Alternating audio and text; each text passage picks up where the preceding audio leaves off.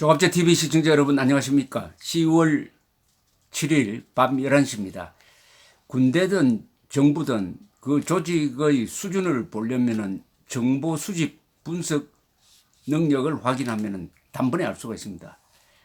정보 수집을 정확하게 해서 종합적인 과학적 분석을 하고 그것을 정책에 반영하는 이런 시스템이 있어야 전쟁도 할 수 있고 정책도 수행할 수가 있습니다.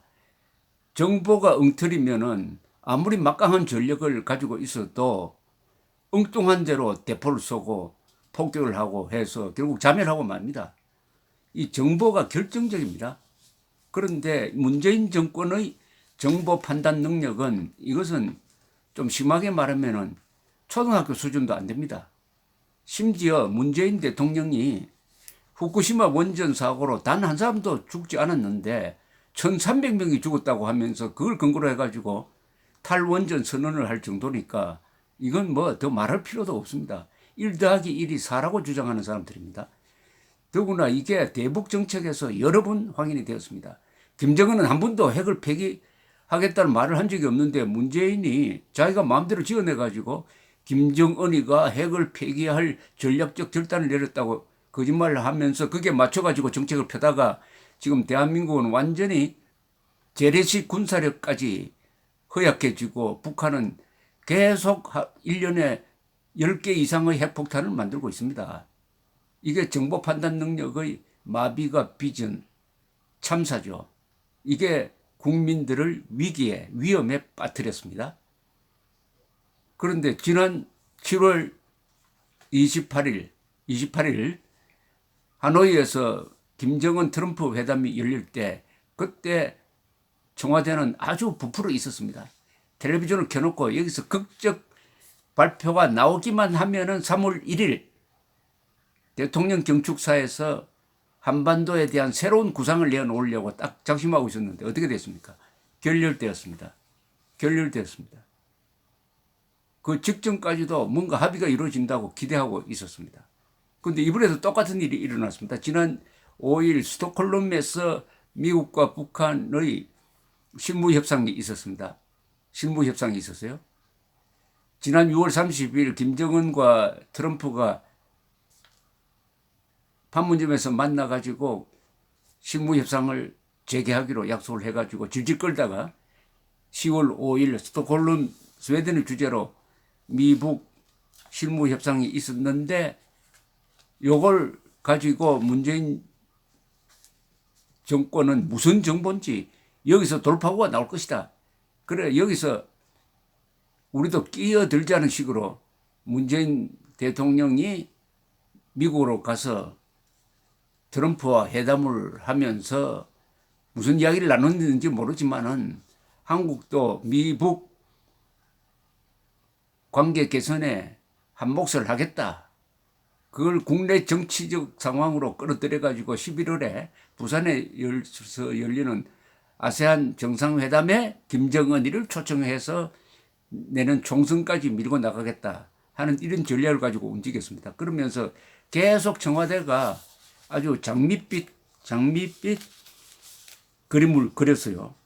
예컨대 지난 4일에도 실질적 청와대는 국가안보회의 끝난 다음에 NSC 회의를 한 다음에 실질적 진전을 기대한다. 국가안보회의 상임위원회 개최 뒤에 보도자료를 내면서 상임위원들은 북미 간 이번 실무협상이 성공적으로 진행되어 한반도의 완전한 비핵화를 향한 실질적인 진전이 이루어지고 한반도의 항구적 평화 구축을 위한 또 하나의 계기가 되기를 기대한다 라고 했습니다. 그런데 어떻게 됐습니까? 깨져 버렸어요. 완전히 청와대나 이 정권의 정보 판단 능력이 그것도 북한과 그렇게 자주 만나면서 북한이 문재인 정권을 제끼고 있다는 거죠. 상대를 하지 않고 있다는 거죠. 미국과 직접 거래를 하는데 한국이 자꾸 끼어든다. 오지랖 넓게 여기저기 다니면서 뭘 하지 말라라고 김정은이가 직설적으로 이야기했던 그대로 북한이 정보를 주지 않는다는 이야기입니다. 미국도 정보를 주지 않는다는 이야기죠. 일본과는 이미 한일 정보 군사정보보호협정을 파기하기로 했으니까 일본은 더 냉담할 거고, 이건 뭘 보여주느냐. 문재인 정권이 완전히 외톨이가 됐다는 겁니다. 외톨이가 되면 정보가 들어오지 않습니다. 정보를 많이 수집하는 사람이 강한 힘을 쓰게 돼 있어요. 힘이 세면은 정보가 저절로 들어옵니다. 갖다 주기도 합니다. 그러나 약하게 보인다, 외톨이, 더구나 의리를 안 지킨다 하면 정보 줄 나라가 없습니다. 지금 솔직하게 말해서 대한민국의 국정원에 미국 CIA가 정보를 주겠습니까? 아니, 북한인들 주겠습니까? 이렇게 되니까 또 바보가 되었습니다. 바보가 되었어요. 장밋빛 한참 그림 그리더니 바보가 되어서 어리둥절 해가 있을 겁니다. 그런데 아주 막강한 정보 조직은 없지만은 사태 추이를 보면서 이거 실무 협상 제대로 안 될 것이다 라고 정확하게 예측한 사람이 있습니다. 바로 태영호 전 북한 외교관입니다. 북한을 제대로 보는 한 사람이 막강한 정보 기능을 가지고 있으면서도 이런 바보짓하는 엉터리 판단을 내놓고 있는 문재인 정권을 이겼습니다. 이 태영호 씨는 5일자 조선일보 칼럼에 바로 회담 직전입니다. 아주 대담한 예측을 했어요. 뭐냐? SLBM 손 북한 이번 스톡홀름 회담서 성공 여부에 관심 없어. 대사 역임한 북협상 책임자 여성 편히 살 수 있는데 무리해서 타결 안 만들 것이다. 제대로 안 될 것이다. 라고 딱 집었습니다. 이렇게 하기가 힘들어요. 불투명하다 뭐 이 정도로 하는 게 아니라 딱 이건 안 된다라고 이야기했습니다. 태영호 공사가 정확하게 맞췄어요. 제가 그 내용을 좀 소개해 드리겠습니다. 태영호 전 북한 외교관이 조선일보에 기고한 글입니다. 바로 결렬 발표가 나오기 하루 전에 쓴 글입니다. 이번에 미국과 북한이 지난 2월 하노이 정상회담 결렬 후 처음으로 스웨덴 스톡홀름에서 마주 앉으면서 연내 3차 미북 정상회담이 열릴 수 있는 돌파구가 마련될 것이라는 기대감이 높아지고 있다. 그러나 미북 사이의 미묘한 관계를 들여다보면 돌파구가 열리기는 힘들 것으로 보인다. 정확하게 봤죠. 힘들 것으로 보인다. 합의가 이루어지지 않는다는 거죠. 북한은 미국과 협상 장소 날짜까지 합의해놓고 불쑥 잠수함 발사 탄도미사일을 발사하여 협상 성공 여부에는 관심이 없는 듯한 오만함을 보였다. 미국과 대화를 세 차례의 정상 상봉 수준까지 승화시켰던 북한은 이번에 미국과 처음 만나는 듯 실무 협상에 앞서 예비 접촉이라는 매우 이례적인 과정을 끼워 넣었다. 외교에서 예비 접촉은 한번 만나본다는 의미인데 협상 장소에 도착해 예비 접촉 단계를 만든 것은 미국 입장이 변했는지 확인해 보고 변화가 없으면 짐을 사 돌아간다는 북한 특유의 벼랑 끝 전술이다. 딱 이대로 됐습니다. 북한 대표단은 베이징에서 스톡홀름으로 떠나면서 미국이 새로운 계산법을 가지고 온다고 해서 협상장으로 간다고 했다. 싱가포르 합의대로 미북 관계 개선과 한반도 평화체제 구축 논의를 먼저 한 다음 비핵화 문제를 단계별로 토의해야 한다는 북한의 단계적 해법을 미국이 받아들이면 좋고 받아들이지 않으면 협상 실패 책임을 새로운 계산법을 가져오지 못한 미국에 돌리면 된다는 심산이다. 딱 이대로 됐습니다. 즉 미국이 북한이 회담 결렬 발표를 하면서 미국이 새로운 제안을 하지 않았다. 바로 태영호 공사가 예측한 대로 그런 발표를 했다 이거죠. 문제는 미국이 계산법을 바꾸었는가 하는 것이다. 트럼프 미국 대통령이 볼턴 보좌관을 경질하고 리비아식 모델을 반대하는 입장을 밝혔지만 북한 비핵화의 최종 그림을 먼저 그리는 것을 협상의 최우선순위에 놓고 있는 미국의 입장에 변화는 보이지 않는다. 현 시점에서 미국의 입장은 북한과 비핵화 협상의 실질적인 진전보다는 트럼프의 정치 일정에 맞춰 내년 대선까지 북한이 핵과 대륙간 탄도미사일 실험을 하지 못하도록 외교 대화의 장에 묶어두려는 데 있어 보인다.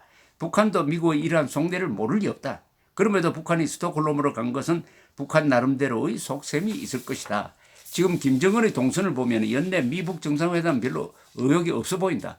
북한 사람 치고 미국이 북한의 완전한 비핵화 이전에 제재를 풀어줄 것이라고 믿는 바보는 없다. 김정은의 최대 관심은 북중 외교관계 수립 70주년을 계기로 다시 베이징을 방문하여 무상 원조를 받아 북한의 힘든 고비를 넘기는 것이다. 지금 북한의 목줄을 쥐고 있는 것은 중국이다.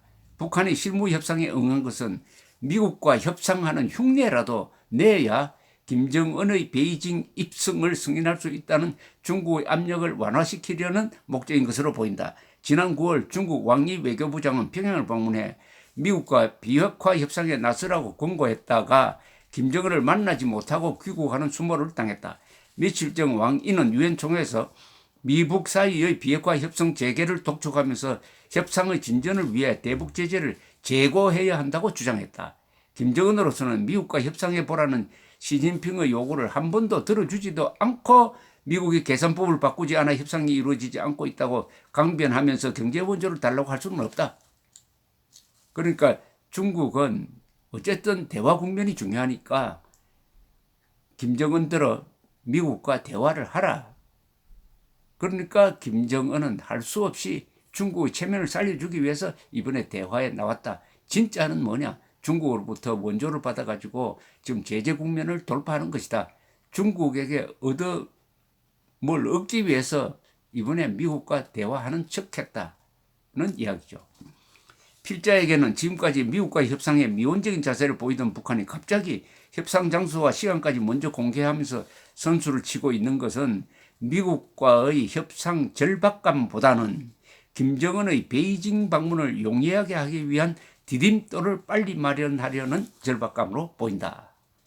이번 협상에서 어떤 타결이 나오기 힘든 것은 협상에 나오는 북한 외교팀의 자세와도 관련된다.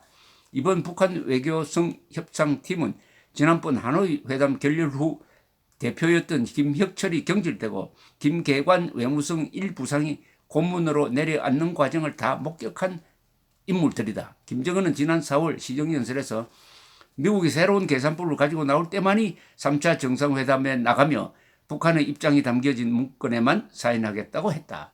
실무팀이 김정은의 이러한 눈높이에 맞춘 문건을 미국과 만들기는 쉽지 않다. 특히 이번 협상 책임자 김명길은 북한 외무성 1부장 최선희보다 상급자였고 외교관으로 마지막 자리인 대사까지 한 인물이어서 실책만 범하지 않으면 영예롭게 퇴직해 여생을 편안히 보낼 수 있는 인물이다. 그가 과욕에 사로잡혀 모험이나 융통성을 보이진 않을 것이다. 결국 이번 스톡홀름 협상이 북한 비핵화를 간절히 바라는 우리 대한민국의 덕이 되는 결론이 나오지는 않을 것 같다. 딱 그대로 되겠습니다. 역시 분석법이 다릅니다. 태영호 씨가 문재인 정권은 자기가 바라는 대로 보려고 합니다. 그러니까 번번이 실수합니다. 그리고 트럼프가 지금 김정은에게 대폭 양보하고 또 한 번 만나가지고 쇼를 할 여유가 없습니다. 지금 탄핵 국면에 몰려 있습니다. 날로 불리한 상황이 되었습니다. 더구나 그게 주로 우크라이나 대통령에게 부탁을 해가지고 자기의 라이벌인 바이든 전 민주당 부통령의 아들과 관계되는 약점을 캐달라고 부탁한 사실, 즉 대선에 이기기 위해서 외국 기관에 부탁을 해서 정적을 자기의 라이벌을 조사를 해달라고 뒷조사를 해달라고 했다는 게 들통이 나가지고 지금 하원에서 탄핵 소추안 통과는 확실하고 상원에 가면은 어떻게 될지 아주 이런 불투명한 상황에서 트럼프가 김정은에게 크게 양보할 수는 없습니다. 그렇다면은 내년 11월 대선 이전에 남북관계에서도 돌파구가 마련되기 어렵고 김정은이가 한국 방문하는 것도 어렵다 이 이야기입니다. 그런데 계속 김정은이가 올 수 있다라고 안개를 피우다가 또 한 번 무능을 드러내고 말았습니다. 이런 문재인 정권에게 우리가 국민의 안전, 생명, 재산, 자유를 맡기고 있을 수 있습니까? 우리가 주인된 입장에서 헌법의 칼을 뽑아 들고 헌법을 무시하고 있는 문재인 정권을 때려야 합니다. 헌법의 칼로. 오는 10월 9일 한글날 다시 광화문에서 만나서 이 무능한 문재인 정권을 응징합시다. 감사합니다.